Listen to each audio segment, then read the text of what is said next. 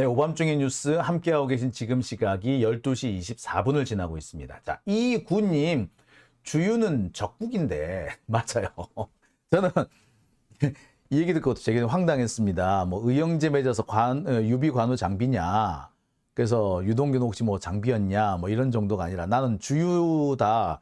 그래요. 주유는 관우, 유비, 장비하고는 적국이죠. 주유는 이제 오나라 사람이잖아요. 그러니까 주유가 그 적벽대전에 등장하지 않습니까? 근데 이제 삼국지에 보면은 이 주유가 사실은 어떻게 보면은 손권, 오나라를 위해서 약간은 유비를 약간 좀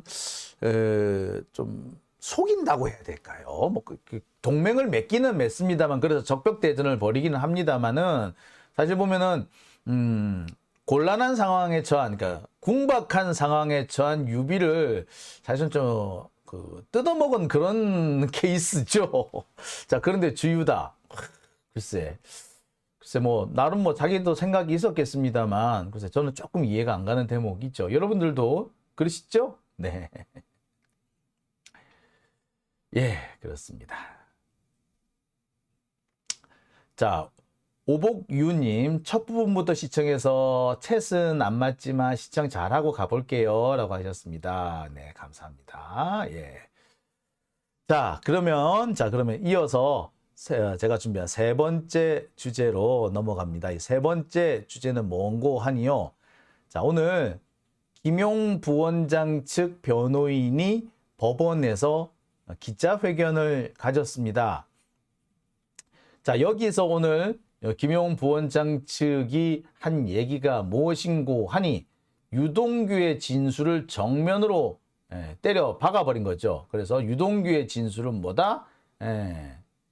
신빙성이 없다라고 주장을 했습니다. 자, 김용 변호인의 작심 발언, 유동규 진술 신빙성 없다입니다. 오늘 제가 준비한 세 번째 주제가 되겠습니다. 자, 이게 무슨 말인고 하니요, 이렇습니다. 뭐 우리 입장에서야 사실 유동규 진술 신빙성 없는 게 당연한 얘기죠. 그죠? 지금까지 뭐 유동규 진술이 한두 번 바뀌었냐고. 제가 앞서서 말했을 때 5번 바뀌었다라고 얘기를 했습니다. 자, 그런데 이게 일반 국민들한테는 잘 전달이 안 됩니다. 그래요. 보면은 김만배 진술이 뭐 사실과 잘 맞지 않다라고 지적받는 거는 이 언론들이 그렇게 잘 받았어요. 엄청 잘 받았으지. 하지만 유동규 진술이 오락가락한다는 얘기는 안 나와. 보도를 안 해. 제가 볼 때는 그래요. 오락가락하기로 치자면 유동규가 제일 많이 오락가락해요. 김만배 부분도 이게 앞뒤가 안 맞는 부분이 있어요. 분명히 있긴 한데 어떤 부분은 정말 딱 아구가 맞아떨어지는 데가 있단 말이에요. 어떻게 보면은 반반 정도라고 해도 상관없는데, 유동규 진술은요, 하나하나 파고 들어가면 정말 하나도 안 맞는단 말이에요. 자, 그렇기 때문에, 그런데 언론에서 보도를 안 하네. 유동규가 헛소리 하는 거는 보도가 하나도 안 되고, 김만배가 뭐라고 하는 거는 다 꼬치꼬치 그것만 딱 골라서 재판장이 막 질책을 했다, 이런 것만 딱 낸단 말이야. 상당히 편파적이죠. 인간도 아니야, 이런 것들은. 그러니까 제가 볼 땐 그렇습니다. 이게 재판 끝나고 나면요, 검찰 측에서 오늘의 뭐 핵심 장면이랄까 이렇게 뭐 이렇게 돌리고 하거든요. 그 돌리는 거, 그거를 가지고 하질 않는가라는 생각 뭐 이게 좀 들어요. 여튼 남이 찝어주는 얘기를 기사로 쓰는 거지, 지들이 찝어내지를 못하고. 그러니까 언론이 이래서 과연 되겠느냐. 특히 법조팀 기자면 나름 기자들 중에서는 좀 대가리 있다고 하는 애들만 모아둔 건데 이게 뭐냐 싶어요. 저 솔직히 이렇게 수준이 떨어졌나 싶습니다. 교육을 안 시키나? 하여튼. 자, 여하튼 간에 김용 부원장 측 변호인이 오늘 정말 작심하고 이 법원 앞에서 기자회견을 열어요. 유동규 진술 신빙성 없다 였어요. 자, 어떤 내용이냐. 자, 하나하나 좀 짚어볼게요.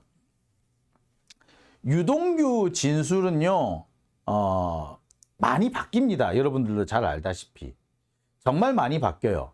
언제를 기점으로 해서 바뀌느냐 하면은 제가 몇 번 설명을 드렸습니다만 2021년 그러니까 그 대선 전에 했던 말하고 대선 이후에 재수사가 들어갔을 때 했던 말하고 완전히 틀려집니다.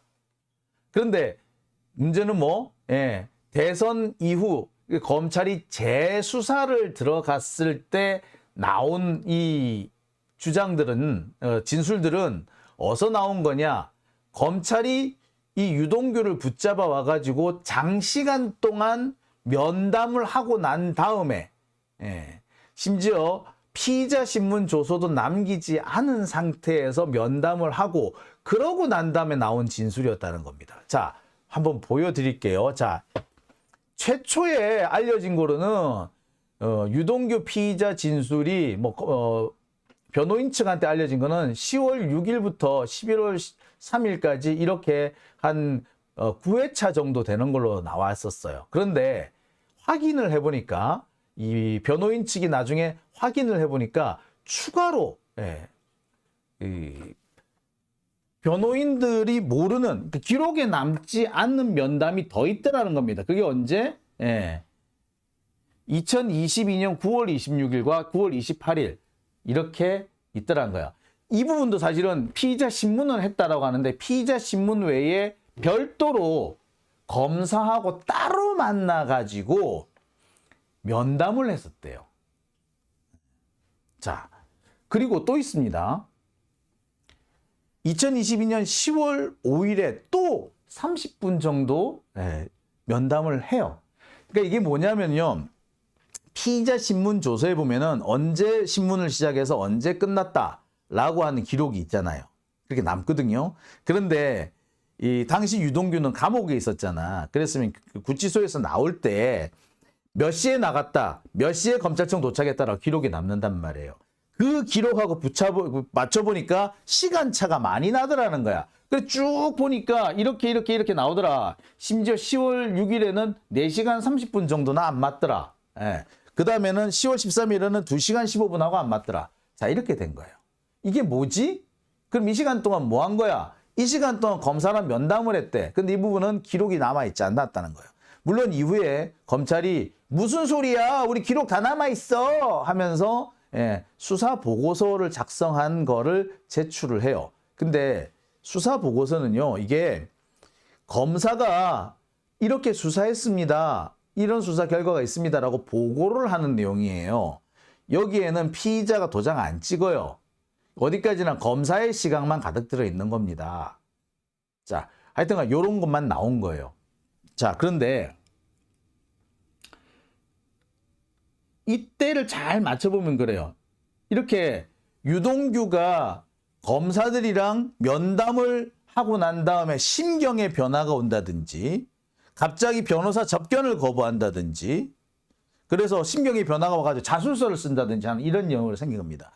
유동규가 맨 처음 검사하고 만나가지고 제가 뭐 이제부터 다 털어놓겠습니다 라고 한 게 9월 26일인가 그렇대요. 근데 심경의 변화를 일으켜서 자술서를 쓴 거는 10월 8일이에요. 근데 뭐 자술서도 이게 날짜가 미리 적혀져 있고 뭐 검찰청 뭐 종이고 뭐 이런 얘기가 또 있었죠.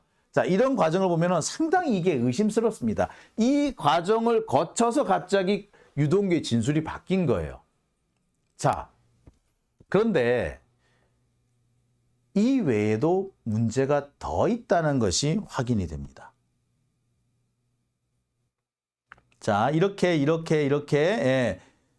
진술이 있었어요. 자, 일단 10월 18일까지. 왜냐? 10월 20일 날 유동규가 석방이 돼요. 그러니까 석방 이후는 좀 제껴두고 석방 이전 것만 한번 살펴보겠습니다. 이렇게 9월 26일부터 10월 18일까지 모두 몇 차례? 모두 9차례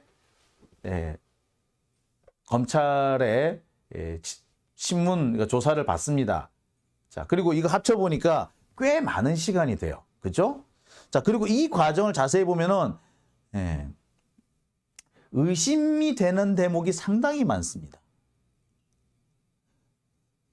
자, 그리고 무엇보다도 제일 의심스러운 게 배우자와 대질 신문했다라는 건데, 자, 뭐 대질까지는 아닌지 모르겠으나 유동규의 재혼 배우자가 검찰청에 붙잡혀 와가지고 유동규하고 같은 검사실에서 조사를 받은 일이 있었다라고 제가 말씀드린 적이 있었죠. 사실상 이게 제가 정신적 고문에 해당한다라고 말씀드렸으니 정신적 고문을 받은 거예요. 그러고 난 다음에 갑자기 변호사 선임계를 제출했었는데 접견을 거부하면서 그 다음에 석방이 되면서 그 다음에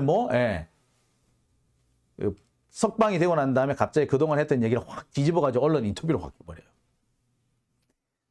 의심스러운 흐름이 분명히 있죠. 자, 그런데 여기에 추가적으로 문제가 되는 부분이 또 나옵니다. 여기에 이렇게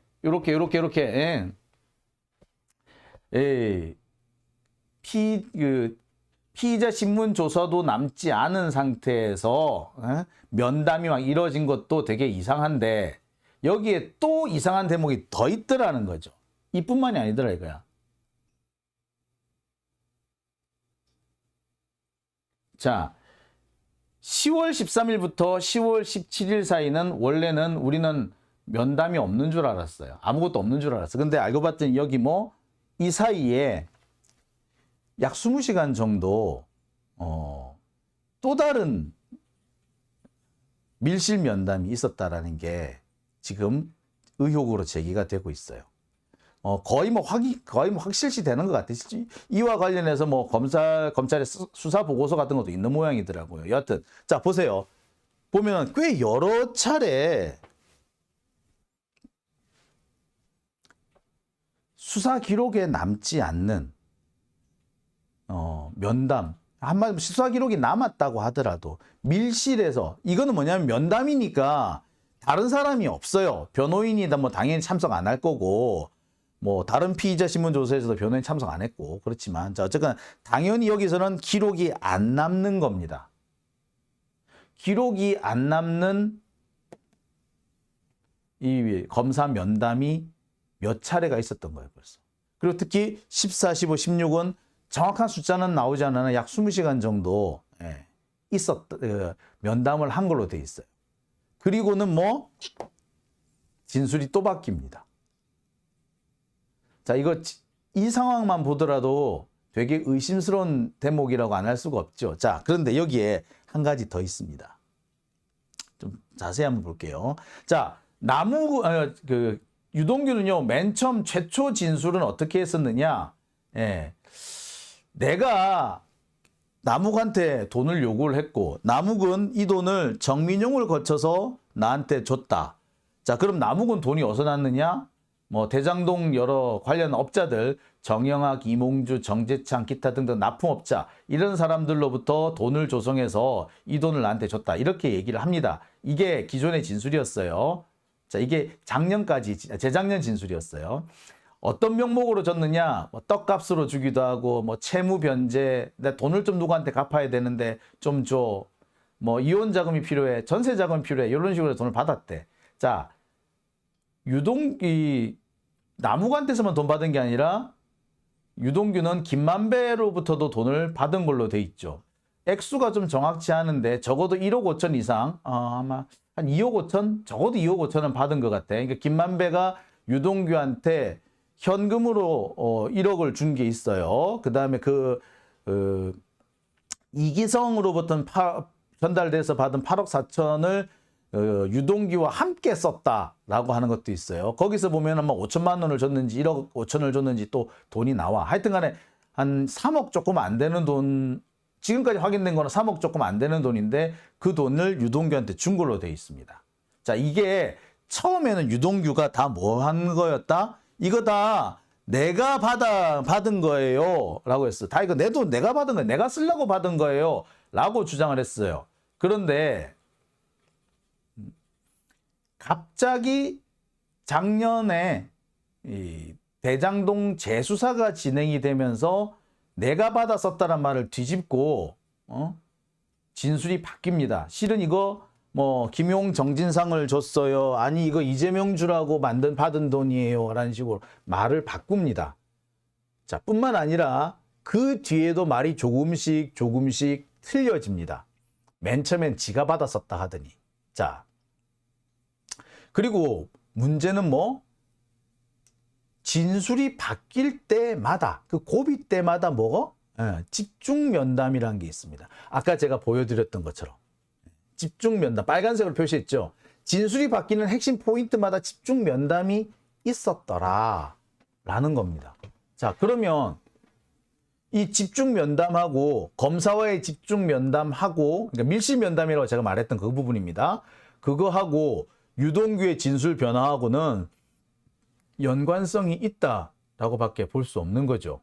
자, 그런데 유동규의 진술은 전체적으로 보면 5차례가 바뀝니다. 재작년에 최초로 진술한 게 있고요. 그 다음에 지난해 9월에서 10월 13일까지 그러니까 검사님 믿고 제가 지금부터 진실 말하겠습니다 라고 했던 게 첫 번째로 했던 게 9월이에요. 그리고 10월 13일까지 처음 뒤집어진 진술을 하기 시작합니다. 그것이 2기예요. 그 다음에 10월 17일부터 11월 3일까지 작년에 10월 중순부터 11월 초까지 또 진술이 바뀝니다. 이게 3기 진술입니다. 자, 여기 10월 13일부터 10월 17일 사이에 뭐가 있었다고요? 밀실 면담이 또 한 번 있었던 거죠. 그리고 바로 이때 3기 때 진술 10월 17일부터 11월 3일까지 나온 진술이 지금 검찰 공소장의 기본적인 뼈대, 토대가 됩니다. 그리고 11월 14일, 작년 11월 14일 이후에 또다시 한번 진술이 바뀌어요. 이거는 3기 때 바뀐 진술을 조금 정리하는 수준이에요. 3기 때 진술이 시간이라든지 장소라든지 주변 상황하고 안 맞는 게 제법 나오니까 검찰이 이걸 싹 정리를 합니다. 그렇게 해서 만들어지는 게 11월 14일 이후에 나오는 4기 진술이에요. 자, 이것만 봐도 이렇게 말이 자꾸 바뀌는 사람 진술을 믿을 수 있겠습니까? 한 번 바뀌는 게 아니라 자꾸 바뀐단 말이야. 이와 관련해서 유동규는 뭐라고 변명을 하느냐 하면은 내가 검사님 믿고 진술하겠습니다 라고 얘기를 했지만 나도 그 사이에 계속해서 심경의 변화가 왔다. 이럴까 저럴까 계속 있었고 처음부터 다 털어놓은 게 아니라 시간이 지나면서 한 달여 정도 시간이 지나는 과정에서 조금씩 털어놓기 시작했다. 그래서 말이 바뀔 수밖에 없다. 라는 식으로 또 주장을 합디다. 자, 그런데 문제는 이렇게 뭐 4차례에 걸쳐서 바뀐 진술이 계속 유지를 하면은 다행이죠. 뭐? 법정에 가서 또 달라지는 거야. 법정에서의 진술은 그 재판마다 다르고, 그러니까 대장동 재판이 한번 서너 개 정도 쪼개져 있다 그랬잖아요. 그러니까 재판마다 달라요. 그 다음에 같은 재판에서도 지난번에 한 진술하고 그 다음에 한 진술, 검찰 주신문에서 한 진술하고 변호인 반대신문에서 한 진술하고 틀려지는 거예요. 자, 정리를 하면은 이렇습니다. 자, 이렇게 4차례에 걸쳐서 진술이 나오는데, 자, 이때마다 뭐가 있었다? 진술이 1, 2, 3, 4기 바뀔 때마다 뭐가 있었다? 의미심장한 대목이 있습니다.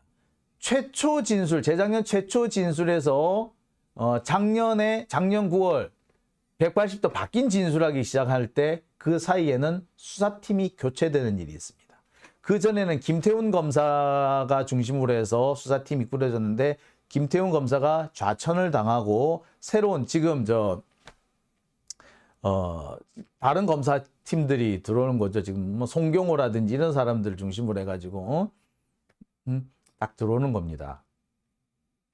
자, 그리고 10월 13일부터 10월 17일 사이에 또 한 번 진술이 바뀌는데 그때 3일간 집중 면담이 벌어집니다. 자, 그리고 11월 3일부터 11월 14일까지 약 2주 정도의 공백이 있는데 이 사이에서도 꽤 수상한 정황이 좀 포착이 돼요. 자, 유동규의 진술이 바뀌는 순간마다 의미심장한 일들이 벌어졌어요.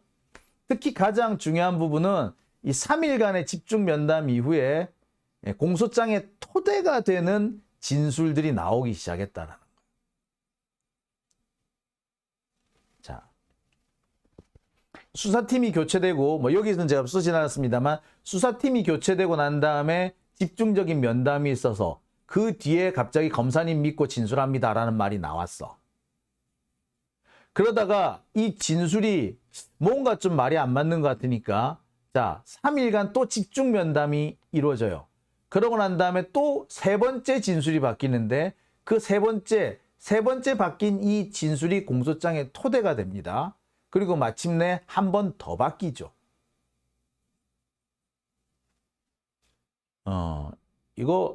이것만 봐도 여러분 갸우뚱 이상한데? 라는 생각 안 드십니까? 그죠? 드시죠? 네, 바로 이겁니다. 정진상 부원장 측에서는 뭐라 얘기하느냐? 이렇게 진술이 자주 바뀌는 거는 도대체 믿을 수가 없다. 특히 이 진술 변경되는 과정에 뭐가 있다? 검사와의 면담, 집중 면담, 혹은 뭐 밀실 면담이 있고 난 다음에 집중적으로 진술이 바뀌더라. 이게 과연 신뢰할 수 있는 진술이냐? 그나마 그 진술도 법정에서 다시 한번 뒤집어진다. 이런데 유동규 진술을 믿을 수 있느냐라는 거죠. 그죠? 이게 상식적으로 이렇게 되면 믿을 수가 없죠.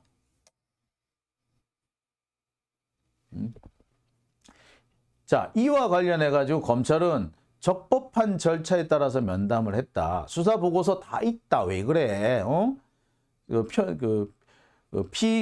피의자 신문 조서는 없을지 몰라도 다 있어. 그리고 그거 다 니들한테 줬잖아. 적법해라고 주장을 합니다. 자, 근데 이 적법의 수준이 한계가 있지.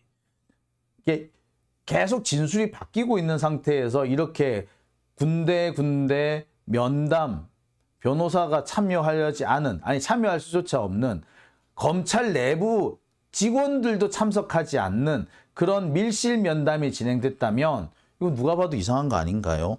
이건 합법 불법의 문제가 아니라 이게 증거 조작의 우려가 있는 거 아닙니까?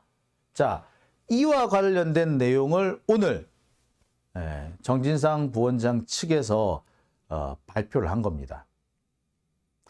계속 진술이 바뀌고 있고 검찰의 집중적인 면담 이후에 진술이 바뀌었고 특히 이 10월 13일부터 17일 사이 이 사흘 동안 약 20시간 정도의 불법 면담을 가지고 난 다음에 진술이 바뀌었다. 이거 도저히 신뢰할 수 없다라고 얘기를 한 겁니다. 자, 이 얘기를 굳이 이 정진상 부원장 측에서 한 이유는 유동규의 바뀌는 진술에 대해서 별로 언론에서 다루지 않고 있기 때문에 그런 거예요. 김만배 얘기는 주구장창 떠들면서 왜 유동규 얘기는 안 하느냐. 자, 그래서 이 기자회견을 가지고 얘기를 한 겁니다. 자, 그런 거죠. 검찰은 이렇게 하나씩 꼭꼭 찝어주니까 거기 맞춰가지고 기사를 쓰는데 변호인 측은 꼭꼭 안 찝어주는 거지. 그러니까 뭐 나 찝어줄게. 그게 뭐다? 기자회견 형식으로 이렇게 만난 거다라고 보시면 되는 겁니다. 그러니까 변호인 입장에서는 이 얘기를 꼭 해야 되는 거지. 지금까지 나온 그 검찰 측의 일방적인 주장만 받아 쓰던 것을 이제 깰 필요가 있다라고 생각을 하는 겁니다. 구조 자체를 깨야 되는 거지. 사실 이게 좀 필요해요. 왜냐? 변호인 측에 이렇게 검찰하고는 전혀 다른 주장을 하고 있고 새로운 주장을 한다는 것은 기자들 입장에서도 들어봐야 되겠구나. 앞으로 계속 이 사람을 들어봐야 되겠다라는 그런 필요성을 느끼게 되는 거야. 이 필요성을 느꼈는데도 앞으로도 계속 검찰 얘기만 받아 쓴다면 얘들은 진짜 이거는 고의범이죠. 지금까지는 과실범이라고 해줄 수도 있는데 앞으로부터는 고의적인 조작인 거죠. 그렇죠? 예. 그런 의미에서 오늘 정진상 실장 측에서 이렇게 기자회견을 연 겁니다. 이게 상당히 중요한 대목이었던 것 같고요. 꼭 했어야 되는 거고 어려 보면 약간 좀 늦었다 싶은 대목인 것 같습니다.